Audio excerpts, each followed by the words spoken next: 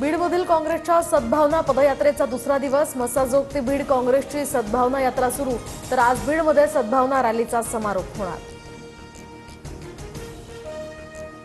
संतोष देशमुखांच्या हत्येच्या निषेधार्थ बारामतीत निषेध मोर्चा. देशमुख कुटुंबीय मोर्चात सहभागी. कसबा चौक ते भिगवण चौकापर्यंत निषेध मोर्चा.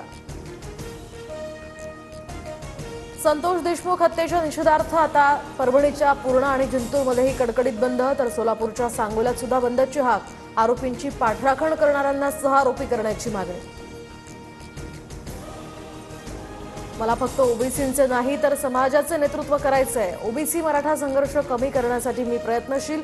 एका वृत्तपत्राच्या कार्यक्रमात मंत्री पंकजा मुंडेंचं वक्तव्य.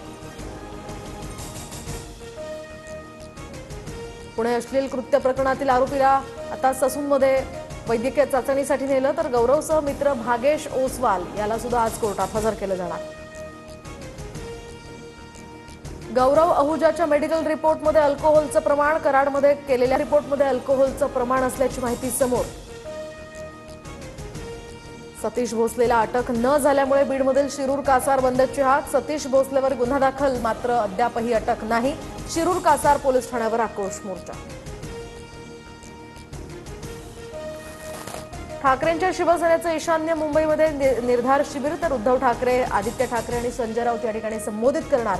संघटना मजबूत करण्याच्या उद्देशानं निर्धार शिबिर. चिंचवडमधील रामकृष्ण सभागृहात मनसेचा 19वा वर्धापन दिन मेळावा, तर राज ठाकरेंकडून शिवरायांना अभिवादन. मेळाव्यात राज ठाकरे काय बोलणार याकडे सर्वांचं लक्ष. मध्य आणि पश्चिम रेल्वेवर आज मेगा ब्लॉक. माटुंगा ते मुलुंड दरम्यान लोकल धीम्या मार्गावर वळवणार.